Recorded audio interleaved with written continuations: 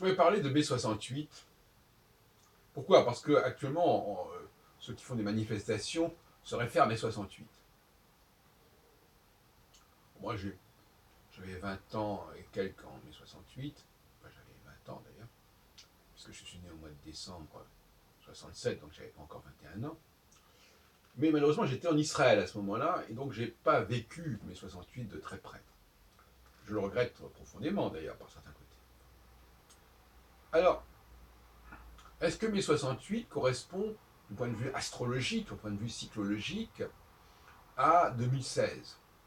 La réponse est non. Et pas seulement d'un point de vue astrologique. D'ailleurs, entre parenthèses, qu'est-ce que c'est que l'astrologie? Quelles sont les configurations dont on tient compte? Quand j'emploie le mot astrologie, ça me pose des problèmes parce que on peut dire n'importe quoi avec l'astrologie. Ça dépend que moi j'ai mon astrologie qui n'est pas celle du voisin. Bon. Et ce qui frappe, au contraire, c'est que mai 68, à ma connaissance, n'était pas lié à des réformes qui étaient proposées par le gouvernement. Il n'y avait pas de protestation contre une quelconque loi. Les lois, elles ont suivi mai 68, les nouvelles lois. Mais elles n'ont pas généré mai 68. Alors qu'on me détrompe, qu'on me corrige à ce sujet. Donc ce n'était pas un temps de réforme. C'était pas un temps de réforme. C'était un temps concernant des valeurs, concernant le refus de ce que j'appellerais des valeurs masculines. C'est un temps féminin, mai 68. Si on regarde les configurations astrales, c'est un temps de disjonction et non pas de conjonction. Saturne est à ce moment-là, je crois, en bélier. Donc, le bélier, le signe du bélier correspond en gros à la moitié, en tout cas, à la disjonction. Alors que les conjonctions se produisent plutôt au début des signes mutables, c'est-à-dire Gémeaux, Vierge, Sagittaire et Poisson. Alors, on voit bien que il y a eu d'autres phénomènes comme ça. Donc mai 68, ce n'est pas la bonne référence. Ça ne veut pas dire qu'on ne puisse pas avoir des mouvements importants. Il y en a eu contre d'autres réformes, mais pas mai 68. Ce qui est intéressant, c'est de voir que le temps des réformes, et nous sommes dans un temps de réforme, nous sommes dans un nouveau cycle de 7 ans, avec Saturne qui a déjà passé la conjonction avec Antares. Et moi-même, je suis né euh, avec la conjonction Soleil-Jupiter Antares, le 1er décembre 47. Et, c'est un détail, et bon, c'est un événement qui n'est pas extraordinaire, puisqu'il se produit tous les 7 ans, que ce soit avec Antares, que ce soit avec Régulus, avec Aldébaran ou avec Fomalo. Ça ne change rien. Barbeau a bien montré qu'il fallait tenir compte, il ne fallait pas s'attarder sur la signification de tel ou tel facteur, mais considérer que tous ces facteurs ont la même signification globalement. C'est un peu le sens de son travail sur l'astrologie des concentrations planétaires depuis Jupiter jusqu'à Pluton.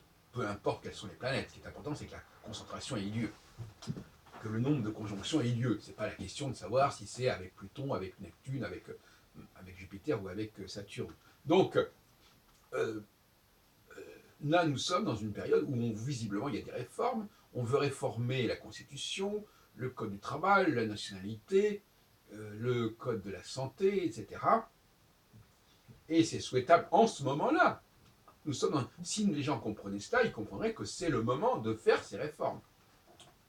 Et qu'il y a un temps où il faut ajuster, où il faut accommoder, où il faut nuancer, il faut élaborer des exceptions, il faut diversifier, voilà, etc., tenir compte de toutes sortes de facteurs. Mais ce n'est pas le moment. Là, on est en train de déterminer des grandes structures. Et on nettoie, on dégrossit. Et on a le phénomène Macron qui va dans ce sens-là, avec son nouveau mouvement En Marche. Alors, donc, est-ce que c'est bien ça? C'est une valeur masculine, ça, la notion de marcher. Il ne s'agit pas de parler, il s'agit d'avancer. Donc, qu'il y ait des réactions face à ce mouvement réformiste, c'est assez inquiétant, quelque part. Ça montre bien, en tout cas, qu'en ce XXIe siècle, on n'a toujours pas compris les grands processus cycliques. Et ça, c'est tout à fait regrettable. Ce qui se passe actuellement ne devrait pas se produire parce que il devrait y avoir une sorte de contrat social qui ferait que le nouveau contrat social, c'est de comprendre qu'à un moment donné, on donnera plutôt la priorité à certaines valeurs masculines, et d'autres moments à d'autres valeurs féminines. Et que c'est pas, on ne peut pas satisfaire les deux à la fois au même moment. Donc il faut qu'on alterne. La notion d'alternance est une notion fondamentale, par ailleurs, dans les sociétés démocratiques, mais on en a perdu la signification.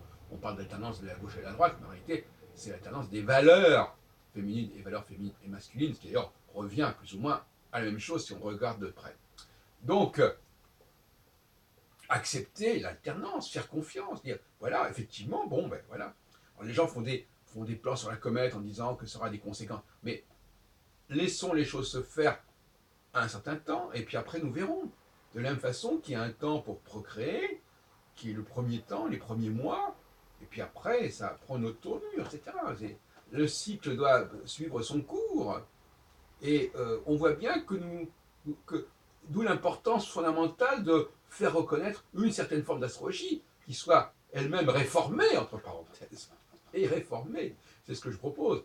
Il ne peut pas on ne peut pas comprendre le processus de réforme de la société si on n'a pas commencé par réformer l'astrologie pour que l'astrologie permette de comprendre ce processus. Donc, il faut accepter cette réforme. De la même façon que, par exemple, le terrorisme nous invite aussi à une réforme. Nous invite aussi à une réforme des systèmes de protection, des systèmes de surveillance, de même que l'obésité actuellement qui est dénoncée nous informe et nous alerte aussi sur un certain nombre d'excès dans le système alimentaire des gens, etc. Tout ça, c'est des invitations à la réforme. Alors on prend ça sur un mode tragique en disant oh là là, le terrorisme, ceci ou cela, mais non, ça doit nous remettre en question. Il ne s'agit pas, comme je disais dans une autre vidéo, s'il y a tel et tel dysfonctionnement, et le terrorisme, c'est un dysfonctionnement, ça veut dire qu'on peut s'infiltrer impunément dans notre société, il faut se demander quels sont les facteurs qui favorisent cette infiltration. J'en ai déjà parlé, je ne reviendrai pas là-dessus. Vous voyez ce que je veux dire? Et donc, voilà, donc il y a un signal d'alarme. Quand les vols se multiplient dans un magasin, c'est que ce magasin n'est pas bien surveillé, ou que le personnel n'est pas formé pour surveiller correctement ce qui se passe. C'est tout, aussi simple que ça. Pas plus compliqué que ça. Donc, le réformateur, il est tout à fait à l'écoute de ces éléments d'alarme, parce que ça lui donne justement une justification. De la même façon que telle et telle crise financière a conduit à prendre des mesures, aurait dû conduire à prendre des mesures. Là aussi, les crises nous renseignent sur la nécessité de la réforme. Et la réforme se nourrit de ces crises, d'une certaine façon. Et donc, il faut les accueillir. C'est vrai que, par exemple, je prends l'exemple de l'astrologie. Si l'astrologie était prise au sérieux et si on s'apercevait qu'une certaine forme d'astrologie est totalement inefficace, ce serait l'occasion de la réformer. Mais comme tout le monde se fout de ce que les astrologues disent, eh bien, ça ne crée pas de crise, donc ça ne crée pas un appel de la réforme, etc., etc. Donc nous avons besoin dans tous les domaines, y compris dans le domaine du couple, dans le domaine du divorce, dans le domaine des rapports entre parents et enfants, nous avons besoin de crises pour nous conduire, pour nous inviter à la réforme. Et nous ne sommes pas en mai 68. Mai 68 avait ses propres justifications. Là, nous sommes devant des gens qui réagissent face à la réforme. Mais en même temps, leur réaction est également la preuve qu'il faut réformer, puisque l'éducation de la population ne lui permet pas de comprendre la nécessité des réformes. Donc là encore, la crise actuelle prouve qu'il y a besoin de réformes, paradoxalement.